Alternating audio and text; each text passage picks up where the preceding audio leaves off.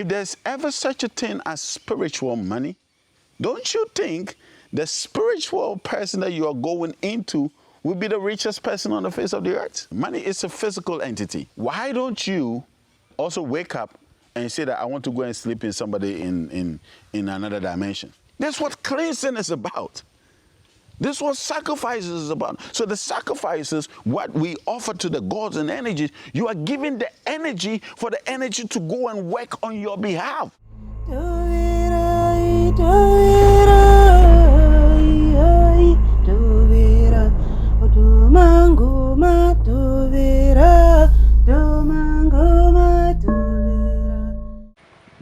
Aquava. Welcome guys to Mikra. And today I want to talk about something that is a bit misleading. And the funny thing is that a lot of people are actually going in for this thing. And it's fascinating, and it's amazing that most people actually fall for this. And I want to break it down, but I want to do it carefully so I don't offend anybody, because it's all about bringing our people into the knowledge of the truth. So I welcome all our brothers and sisters cut across the face of the earth. You're welcome to Mikra. And today's lesson, I want to talk about a misleading thing that is going on for a while. Have you ever heard this, that people talk about, oh, I want spiritual breakthrough. I want spiritual this. And even people say spiritual marriages. And I want spiritual money, and spiritual this, and spiritual this, and spiritual that.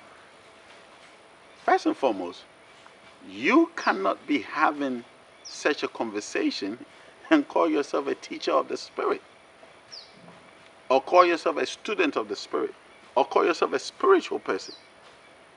For example, money can never be spiritual. Money is a physical entity. If there's ever such a thing as spiritual money, don't you think the spiritual person that you are going into will be the richest person on the face of the earth? Talks about money. If you come into me for spiritual money, don't you think that I should be living in rockets and private jets and all of that, because you're coming to me to give you spiritual money? If I had spiritual money, where do you think I'll be staying? There's nothing called spiritual money. Money is a physical entity. As a matter of fact, we have things that are happening in the spiritual realm. We have things that are happening in the dimensional realm. And we have something that is happening in the physical realm. Whatever that is happening in the spirit is meant to stay there. Whatever is happening in the dimensions is meant to stay there. And whatever is happening in the physical is meant to stay here. This is why you don't wake up one morning and you see all your dead aunties and uncles and fathers at your door saying, Mabafi, I've come home. You don't see that, because once you transition into the next dimension, whatever you are doing in the next dimension is supposed to happen there. It is only at this condition, at the maturity of any of these dimensions, that manifests to the other dimension. So for example, it was at the maturity of who you are, your created self, that you manifested here in this dimension. Once you came here, you died somewhere. And once you die here, you are birthed somewhere else. So there's never a thing called spiritual money. There are works that you can do in the dimensions that will change certain things around you spiritually. And because those things are changed around you spiritually, you can physically attract the money to come your way. Think about it. If there was ever anything called spiritual money, won't everybody just sit in the comfortable homes that they have and just order the money to come in, and nobody would ever work?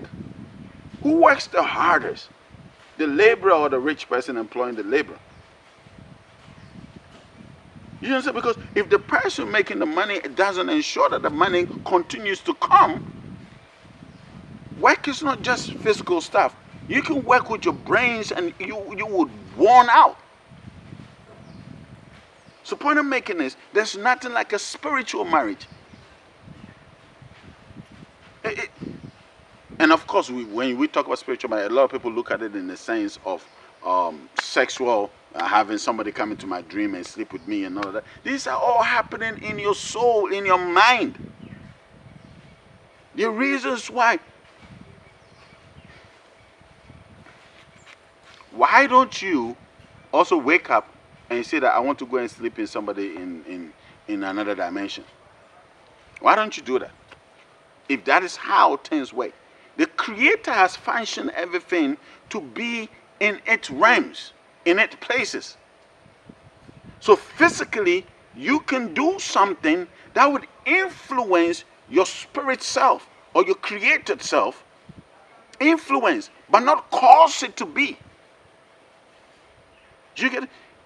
It's the same way we can do rituals here, right? To the dimensions, for the dimensions to change certain auras, certain energies around us, so that when these energies changes, the manifestation of that would be the attractions that come your way. Let me set an example. For example, if you're somebody that has hopped around, like dealt with a lot of different people, what literally means is that you've come into so many different energies, and I'm speaking, you should understand. You come into so many different energies, right? Now, because there are so many different energy around you, those different energies are attracting different things that had nothing to do with you when you came here. But these different things that are attracting this different energy were supposed to be for them, not for you, right? So now, the things that were supposed to happen to them all of a sudden are manifesting your way because you've engaged in such energies. So now you come to somebody who knows how and tells you you need cleansing. What the cleansing is doing is warding off all these other energies that you've entangled yourself with, that is making all these other things coming to you, so that you would be freed of these other energies and your true essence would remain with you. So your true essence will start attracting what your true essence was supposed to bring here in this dimension. This is what cleansing is about. This is what sacrifices is about. So the sacrifices, what we offer to the gods and energies, you are giving the energy for the energy to go and work on your behalf. So that if there are things that are supposed to come your way and these things are not coming, the energy will do the work.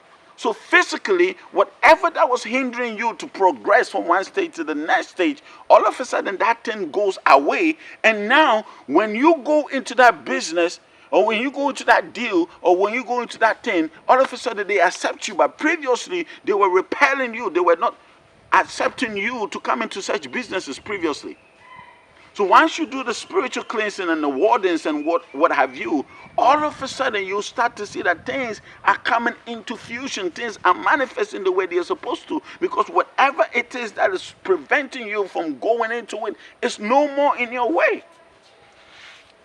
You understand what I'm saying? So I know this is huge and this is big, and I need to come again and tap into this and expand on this.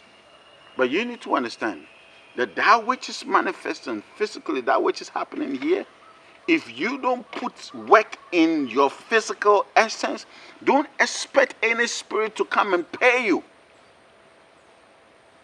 Whatever decision you are making are seeds that you are sowing.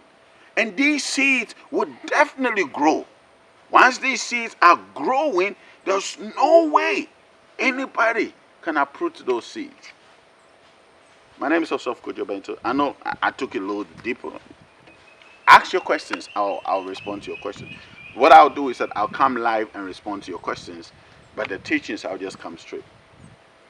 You need to understand there are differences in the dimension. The earth is not the only place life is happening. And each and every realm, the Creator has such that each and every realm will contain its duties, its responsibilities. Right? The things that are supposed to happen physically, you physically need to engage it for it to happen. I love you guys. My name is Osoph Kojobento. I'll see you guys in the next episode. Have a great day.